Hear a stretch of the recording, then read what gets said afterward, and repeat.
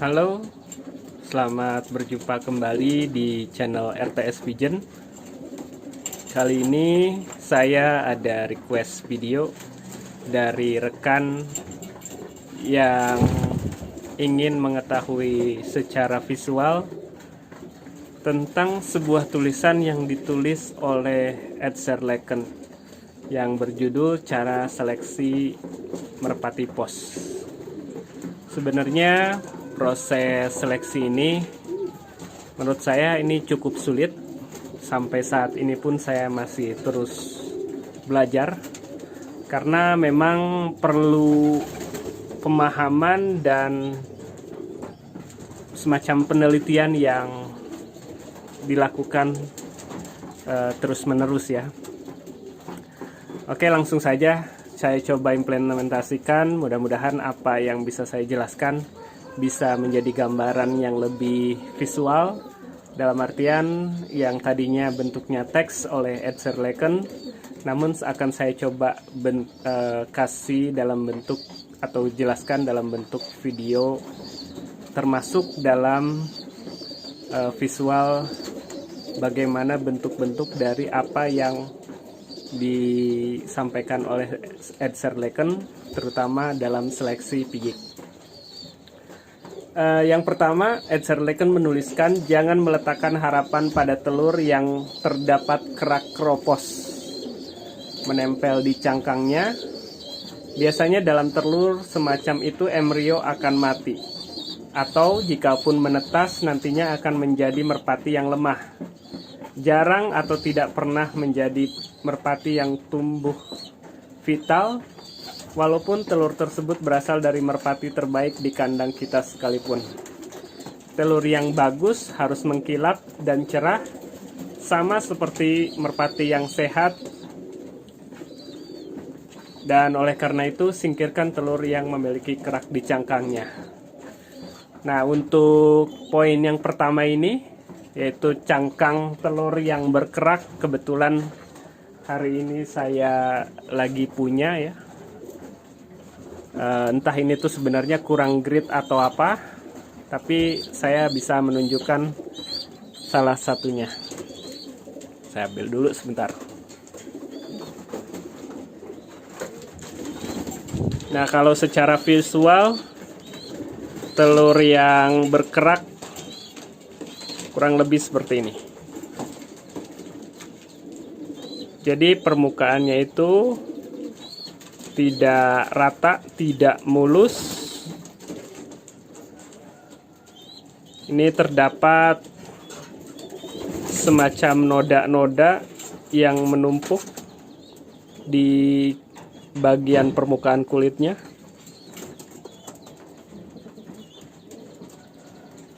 Nah, telur yang seperti ini menurut Ed Serleken tidak layak untuk ditetaskan.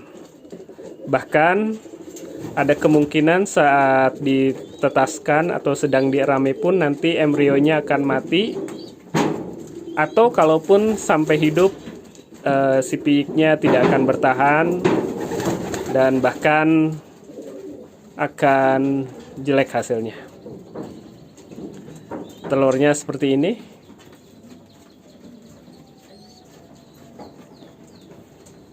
Oke, kira-kira inilah telur yang jelek, dan saya akan coba ambil telur yang bagus ya. Sebentar, saya ambil dari sini.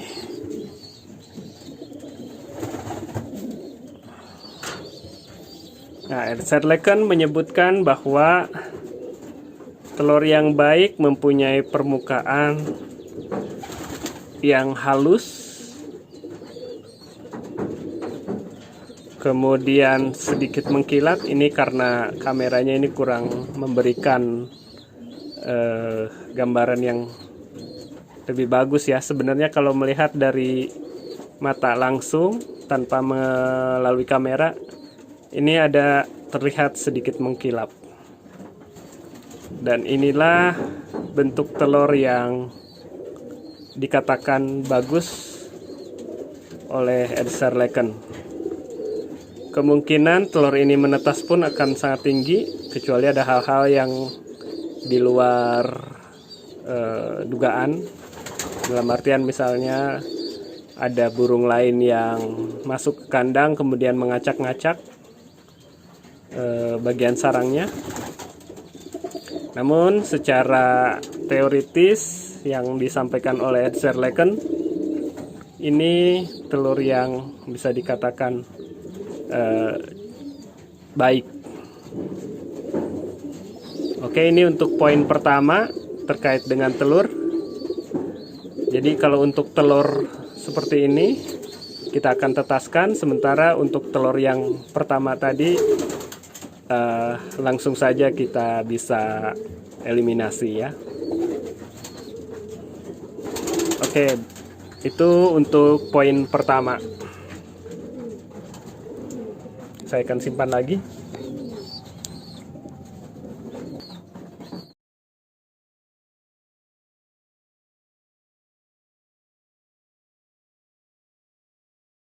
Oke, kita lanjut ke poin nomor 4.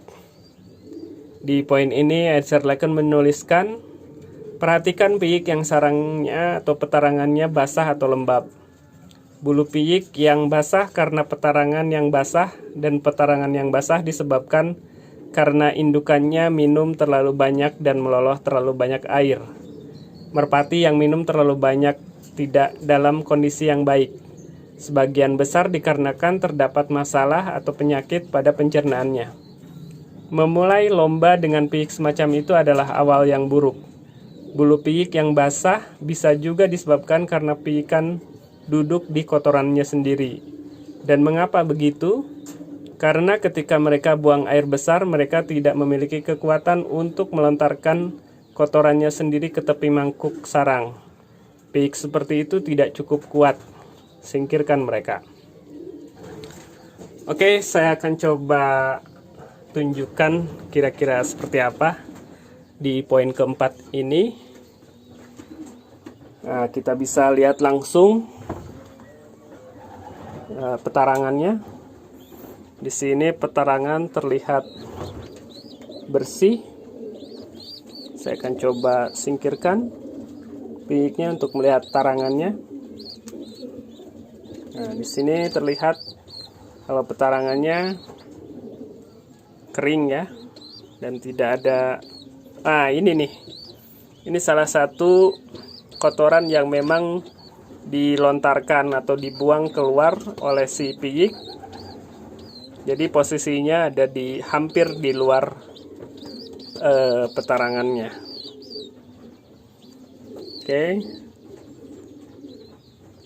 Jadi ini kondisi petarangan yang kering seperti yang dimaksud oleh Ed Zerleken. Dan kita sekarang lihat piyiknya.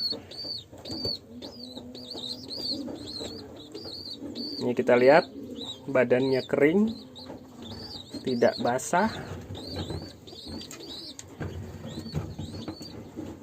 Seperti ini. Saya akan tunjukkan yang satunya lagi. Ini juga kering.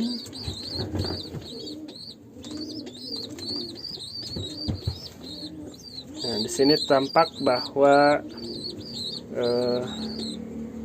burung ini memiliki kesehatan yang cukup baik, dengan indikator petarangan yang kering dan bulu yang kering. Ini saat duduk pun bisa dilihat bahwa kakinya juga bersih, tidak kotor.